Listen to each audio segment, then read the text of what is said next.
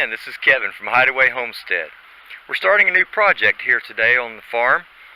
We're getting ready to put in a raised bed out here in the garden area to put in some plants and vegetables and that sort of thing.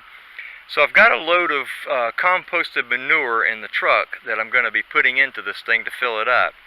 So we're getting ready to start unloading this stuff out of the truck, and let's go along and see what's happening and see how this works. Okay, here we go. As you can see, the bed of the truck is pretty full.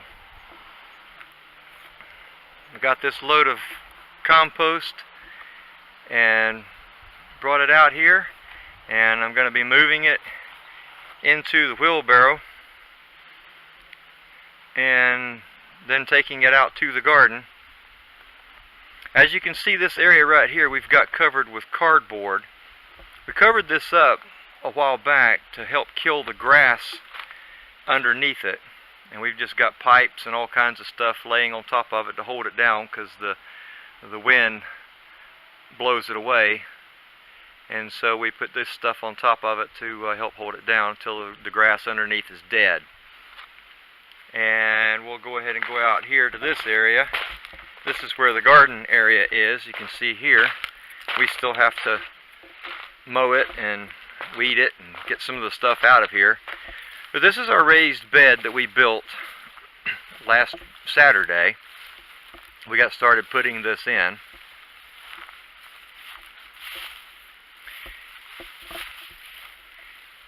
We put some limbs and rotten wood and stuff like that down inside there. We've got a piece of cardboard in there that will compost down.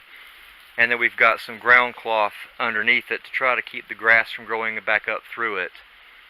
So what I'm going to be doing today is throwing some more pieces of log and other pieces of rotten limbs and things like that in here to help build up the compost in here. So stick with me and we'll see what happens with this project.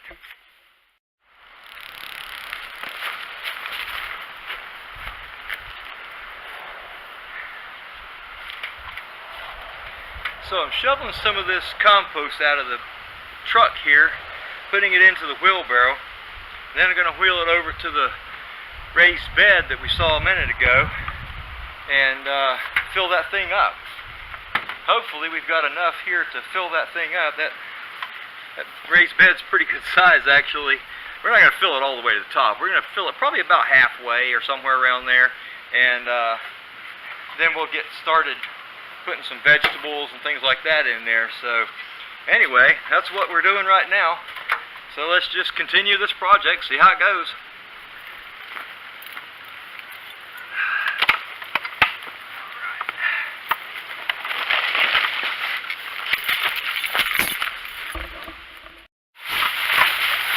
Okay, you can probably tell I took one end of the panel on this end over here off.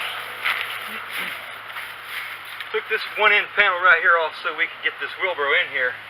We've got a bunch of pieces of limb and sticks and pieces of wood that have rotted and that sort of thing thrown in here in the bottom. We're going to dump this compost on top of that, and it's probably going to just pack down, and eventually it will rot from underneath, and then we'll have even more compost in the bottom of this thing to get the plants growing. Anyway, so I took the end panel off of this, set it to the side, and I'm just going to push the wheelbarrow right up in here, dump this stuff in here, and then once we're finished with it, then we'll put the end panel back on, and we'll have some compost in here to plant in.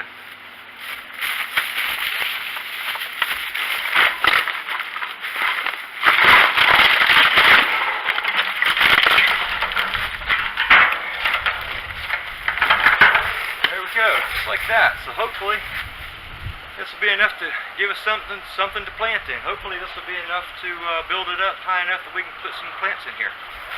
Let's continue on.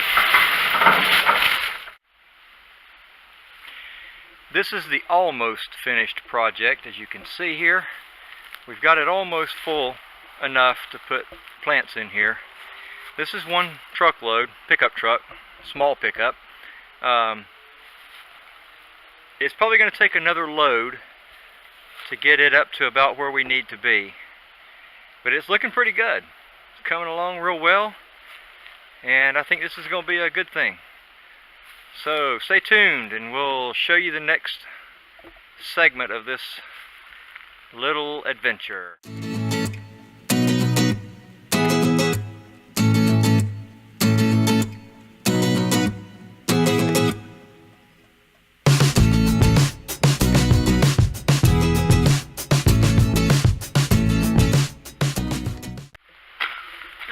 Landowner, for whatever reason, had gobs of galvanized pipe links all over the place here, so we're repurposing some of those today so that we can cut them for the supports for our raised beds. Kevin got ahead of me here because I got stuck on the fence.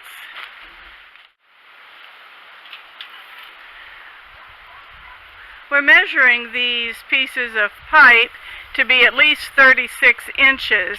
That gives us a foot underground and 2 feet the width of the roofing panels. So this particular pipe is a little bit longer. We might as well get the most out of it as we can. So he's cutting it in half. This time we're trying using the grinder. Last week he used a saw that wasn't real happy to be used.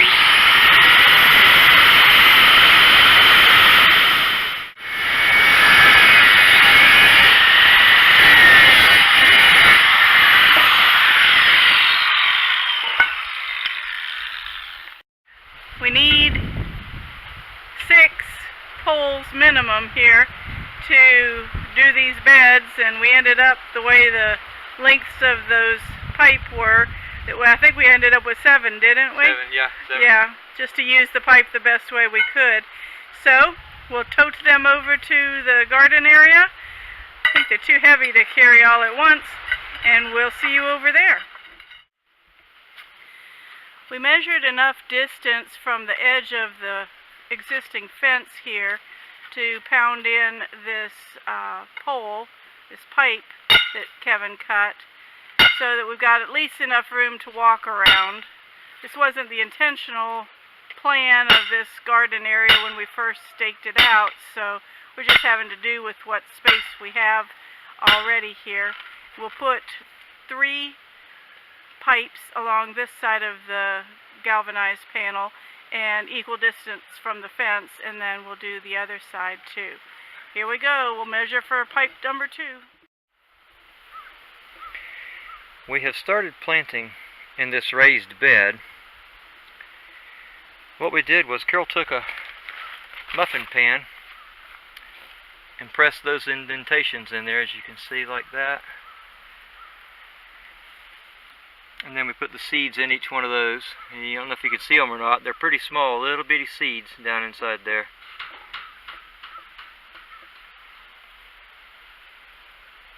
Got several of them across here, and then some across the other side where Carol's planting now.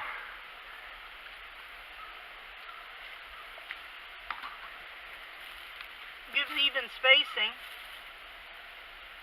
Even spacing? Yeah. Yeah. What are those you're putting in now? These are what we call the expensive turnips. They're really good turnips, but they're more expensive seeds from our local farm and garden doties than just the regular seeds, but the quality of the turnip is so much better. And I mean, look at how tiny they are. We can get a whole lot, 96 little indentions here.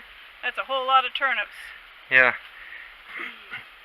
And then of course we've got the collards in the middle. That's what you can see right here down the center. You have 4 collards planted in there. And I think also you're going to put carrots in there?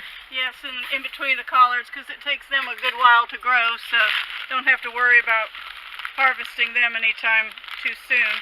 But that side over closest to you are a new thing to me. They're spinach chard, which is supposed to be very close to a spinach taste and use, but it is a part of the chard family. Something new for us. We haven't ever planted these before, so we'll have to see how they grow. So this completes this project. We got this one here finished and planted. So we're going to let this go. We've got the carrots in here too. So we're going to let this go and see how they grow. Hopefully they'll do well. So hopefully you learned something from this and give it a try. Don't forget, give us a thumbs up. Hit the subscribe button down in the lower right hand corner. And leave us comments. If you have any suggestions, leave those too. So until next time, thanks for watching.